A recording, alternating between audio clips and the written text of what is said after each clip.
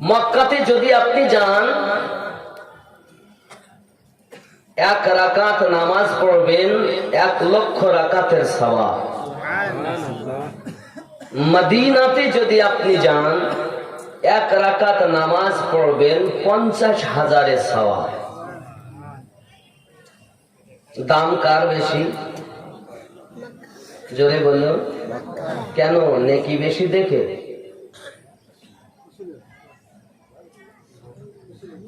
দাম কার বেশি, মক্কার না মদিনা? জোরে বলুন। মদিনা। কিন্তু সওয়াব যেখানে কম ওখানে যে বেশি। আশিক তোমরা দেখো না যে মদিনাতে সওয়াব কম, তাই মদিনার দাম কম না।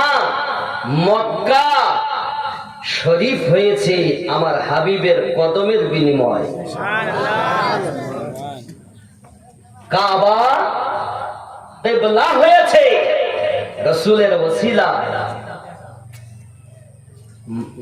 মদিনাতে সওয়াব কম বলে মদিনা ছাড়লো যারা, বরবাদ হলো তারা।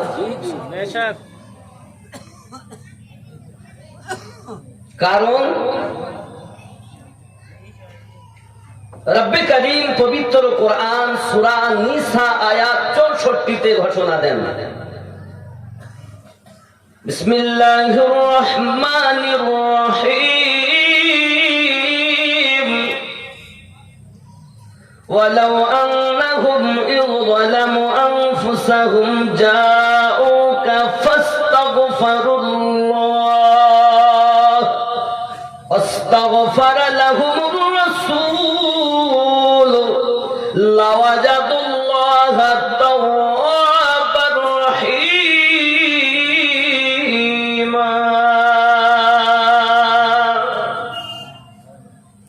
ওয়ালাউ আন্নাহুম ইযলামু अनफुसहुम जाओ, अगर कोई अपने नफ्स पर जुल्म कर ले,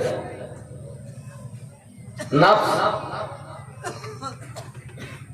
আল্লাহ পাকের শ্রেষ্ঠ জীব আমরা, আল্লাহর যত মখলুকাত আছে তাদের মধ্যে শ্রেষ্ঠ আমরা। তো আমাদেরকে আল্লাহ 10টি জিনিস দিয়ে সৃষ্টি করেছেন। কয়টি? দুনিয়ার 5টি, আর আলামে আরওয়ার 5টি, আলামে খালকের 5টি, আলামে আরওয়ার 5টি। আলামে খালকের যে 5টি সেটি হলো আগুন, পানি, মাটি, বাতাস, নফসে আম্মারা। খুব খেয়াল করবেন, এ বক্তব্য সব জায়গায় শুনতে পাবেন না। মাটি, পানি, আগুন, বাতাস, নফসে আম্মারা 5টি হয়েছে। তো এটি হলো আলামে খাল। আর 5টি হলো আলামে আরওয়া। একটির নাম কল, একটির নাম রুহু, আর একটির নাম সির, একটির নাম খফি, একটির নাম আকফা। এই 5 আর 5 10টি দিয়ে সুন্দর 3.5 হাত গঠনের একজন মানুষ আল্লাহ বানিয়েছেন। কেমন বানিয়েছেন? রব্বে করিম বলেন, লাকাদ খালাকনাল ইনসানা ফি আহসানি তাকওয়ীম।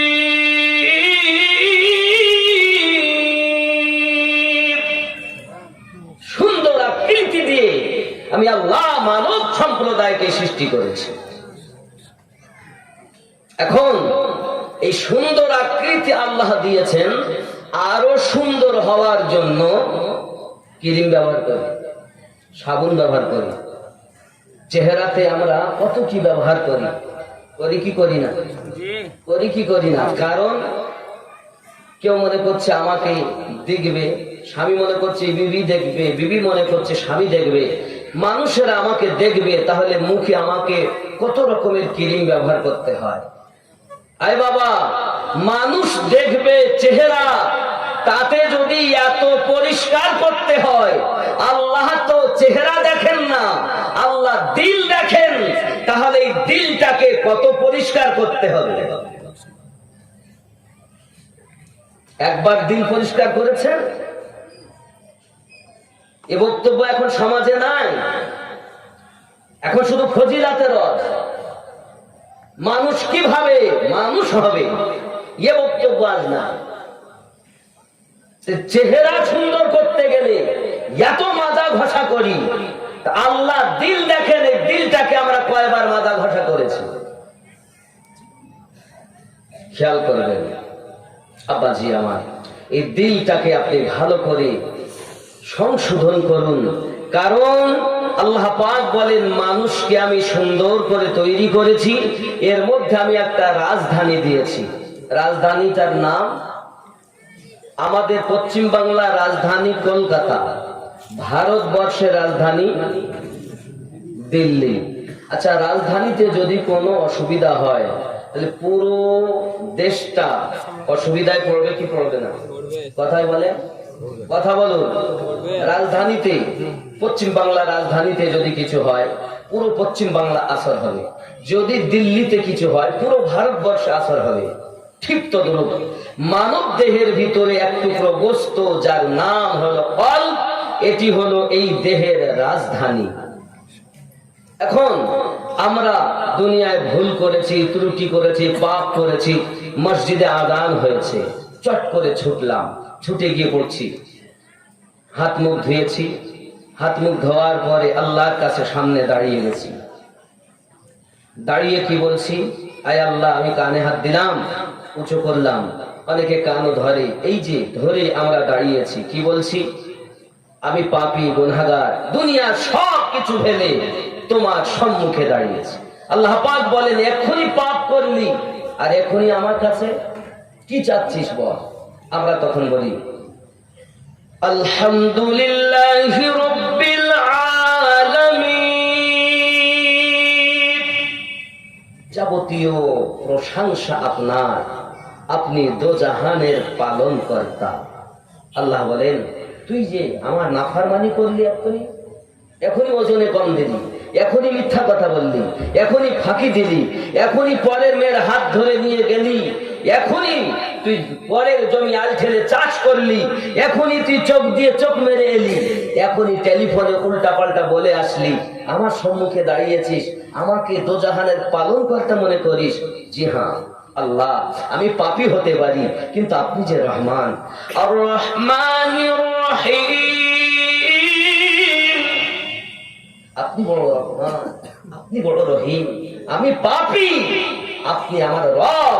আয় আল্লাহ, আমি পাপ করতে ভালোবাসি, তুমি মাফ করতে ভালোবাসো, আমাকে মাফ করে দাও। আমরা আবার বলি মালিকি ইয়াউমিদ্দিন,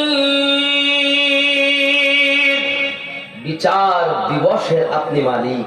আয় আল্লাহ, আমাকে লাঞ্ছিত অপমানিত করো না। আয় মালিক আমার, তুমি আমাকে মাফ করে দাও। তুমি যে রহমান, তুমি যে রহিম, তুমি যে দয়াল, আমি তোমার নগণ্য বান্দা, আমি তোমার নগণ্য বান্দি, তোমার কাছে ঝুঁকেছি। আল্লাহ আমাকে মাফ করো।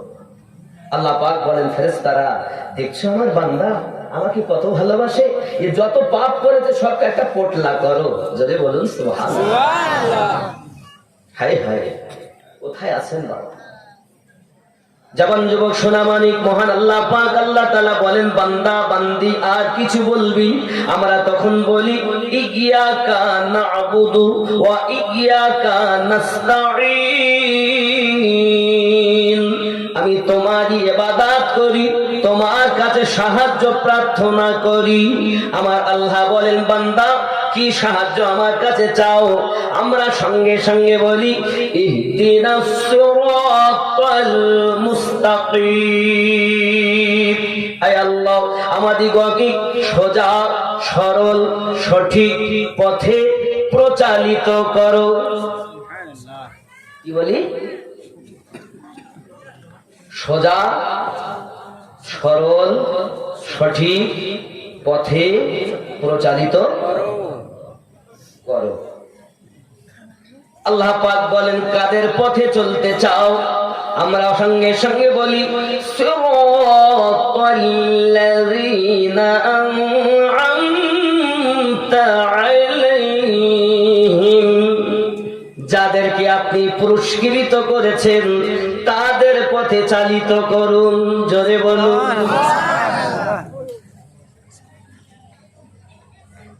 তাদের পথ ছাড়া অন্য পথে চলবে না। না না না না, গায়রিল মাগদুবি আলাইহিম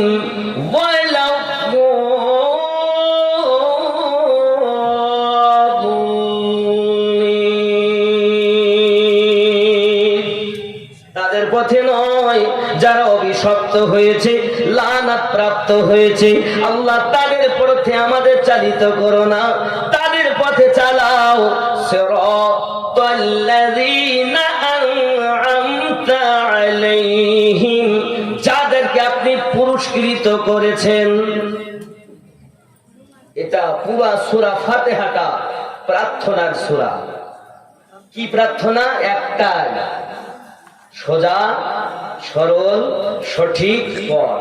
জোরে বলুন। কাদের পথ? সিরাতাল্লাযীনা আন'আমতা আলাইহিম। এটাই তো আমরা নামাজে বলি, নাকি বলেন? আমি কি মন গড়া কথা বলছি? খুব দিলের কান দিয়ে শুনবেন, তাহলে বোঝা যাবে সোজা সরল সঠিক পথ ওটাই যা আল্লাহ পাক যাদের উপরে প্রাইজ দিয়েছেন, উপহার দিয়েছেন, তাদের পথটা হলো সোজা সরল সঠিক পথ। জোরে বলুন। তাহলে আমাদের বাকি রয়ে গেল যে প্রাইজ কাদের উপরে, উপহার কাদের উপরে। এটাই যখন আমরা জেনে নেব তখন আমরা সোজা পথ, সঠিক পথ, নির্ভেজাল পথ পেয়ে যাব। ঠিক কিনা বলুন? এই কথা বলেন না, ঠিক না ভুল বলছেন? আয় আল্লাহ, আপনি বলুন কাদেরকে আপনি প্রাইজ দিয়েছেন? আল্লাহ পাক বলছেন, বিসমিল্লাহির রহমানির রহিম, উলাইকাল্লাযীনা আন'আমা আল্লাহু আলাইহিম মিনান নাবিয়্যিন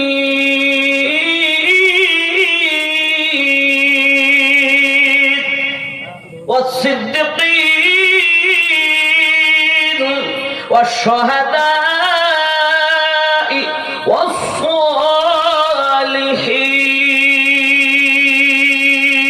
সুবহানাল্লাহ। কয় শ্রেণী? কয় শ্রেণী? ভালো করে বুঝেন। এক নাম্বার নবীন, তাদের উপরে আল্লাহর এনাম, এনাদের নবীনদের পথ সঠিক পথ, সিদ্দিকিনদের পথ সঠিক পথ, শুহাদাদের পথ সঠিক পথ, সালেহিনদের পথ সঠিক পথ। এর বাইরে সব জাহান্নামী পথ, এর বাইরে সব জাহান্নামী পথ। আমরা নামাজেই বলেছি ইহদিনাস সিরাতাল মুস্তাকিম। দুনিয়ার কোন মোল্লার কথা চলবে না, আল্লাহ ও রাসূলুল্লাহর কথা চলবে। ঠিক কিনা বলেন? আমরা মোল্লাতে বিশ্বাসী নই, আমরা রাসূলুল্লাহ ও আল্লাহতে বিশ্বাসী। আমার কথা বুঝতেছেন? তাহলে চার শ্রেণীতে বিভক্ত তারা, নবীন, সিদ্দিকিন।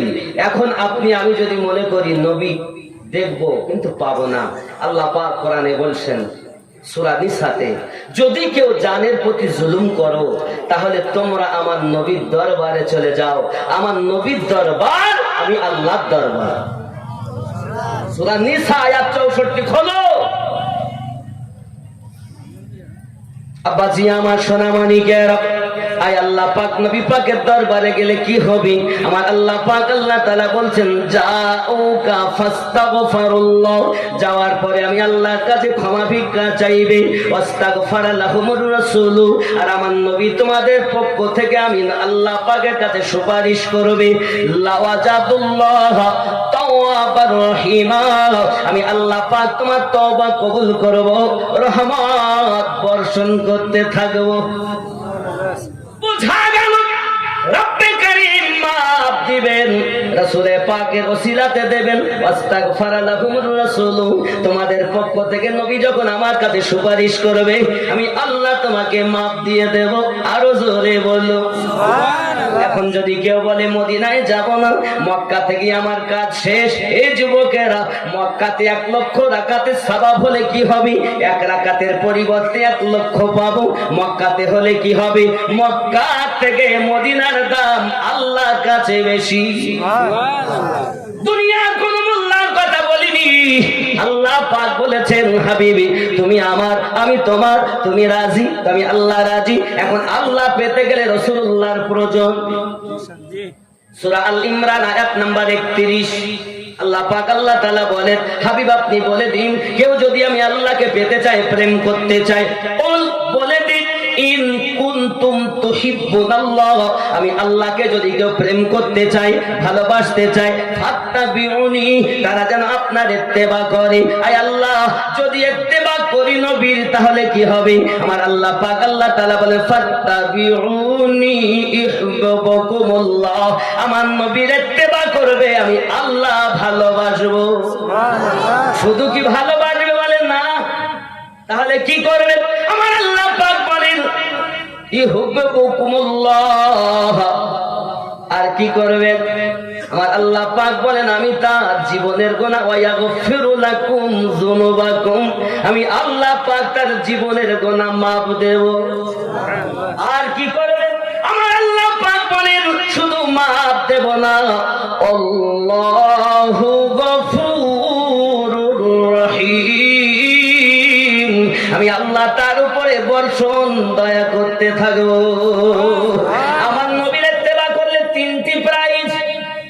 একটি হলো আল্লাহর প্রেম পাওয়া যাবে, 2 নাম্বার জীবনের গুনাহ মাফ হবে, 3 নাম্বার আমার আল্লাহ পাক রহমত বর্ষণ করতে থাকবে। জোরে বলুন আয় আমার সোনা মানিকেরা, পৃথিবীর সরজমিনে আল্লাহ পাক যখন অর্ডার দিলেন আমার হাবিব আপনি ইসলামকে প্রচার করুন, ইসলামকে প্রচার করুন, 40 বছর বয়সী আমার আপনার নবী সাল্লাল্লাহু আলাইহি ওয়াসাল্লাম আল্লাহ পাকের অর্ডার পাওয়ার পরে প্রথম আপনাকে না বললেন আপনারা পড়ুন, সাক্ষী দেন লা ইলাহা ইল্লাল্লাহ, নেই কোন রব, নেই কোন ইবাদতের উপযুক্ত আল্লাহ ছাড়া, মুহাম্মাদুর রাসূলুল্লাহ সাল্লাল্লাহু আলাইহি ওয়াসাল্লাম, আর মুহাম্মদ সাল্লাল্লাহু আলাইহি ওয়াসাল্লাম হলেন তার প্রিয় রাসূল ও বান্দা। জোরে বলুন সুবহানাল্লাহ। যখন তুমি এবার 360টি মূর্তি বার করে দিয়ে আমি নবীর কথা মেনে নিয়ে এক আল্লাহ পেয়েছো, এখন তুমি ইমানদার হয়ে গেছো।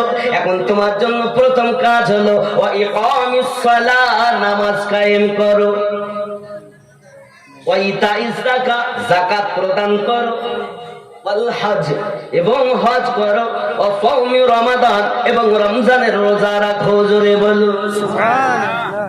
যুবকরা আমার রাসূল পাক সাল্লাল্লাহু আলাইহি ওয়াসাল্লাম যখন এক আল্লাহ পাকের ওয়াহদানিয়াত প্রচার করতে আরম্ভ করেছেন, মক্কার বড় বড় দুশমনেরা আবু জাহেল, উতবা, সাইবা, উতাইবা, আবু সুফিয়ান আমার নবী পাকের প্রতি অত্যাচার আরম্ভ করে দিয়েছেন। দয়াল নবী মক্কার কাবা ঘরের নিকট আল্লাহ পাকের কোরআন মাজিদ তেলাওয়াত করে করে শোনাচ্ছেন, আর রাসূল পাকের বাণী শুনে, আল্লাহর কালাম শুনে মানুষেরা বেধর্ম থেকে ইসলাম ধর্ম গ্রহণ করে। যুবক আমার আল্লাহ পাকের কোরআন আজ আমাদের ঘরে তেলাওয়াত হয় না, সিনেমা তো দেখি, সিরিয়াল তো দেখি, আল্লাহর কোরআন আমাদের ঘরে তেলাওয়াত হয় না। বাবা ও আমার সোনা মানিকেরা, মক্কার মানুষ আমার নবী পাক সাল্লাল্লাহু আলাইহি ওয়াসাল্লামের কথা সহ্য করতে পারেন না। বাবা প্রিয় নবী সাল্লাল্লাহু আলাইহি ওয়াসাল্লাম মক্কার খানায় কাবার বারান্দাতে যখন নসিহত করে মানুষকে উপদেশ দিচ্ছেন, এক আল্লাহকে মেনে নাও, এক আল্লাহকে তোমরা জেনে নাও, ওই আল্লাহ পাক আমাদের সৃষ্টি করেছেন, আল্লাহ ছাড়া আর কেউ নাই। এমন সময়তে মক্কার মানুষ বড় রেগে গেল। বাবা তার ভিতরে বড় জালিম, নাম তার আবু জাহেল আমার নবী পাক সাল্লাল্লাহু আলাইহি সাল্লামের জামার কলারখানা ধরে খানা কাবার দেওয়ালের সঙ্গে মাথাটা ঠুকে দিয়েছে। এ দয়াল বাবা আমার নবী পাকের পেশানি ফেটে যায়, পেশানি মোবারক থেকে রক্তর ফোঁটা আপনার জমিনে পড়তে লেগেছে। প্রিয় রাসূল কোনো কথাই না বলে সঙ্গে সঙ্গে ঘরে চলে গেলেন।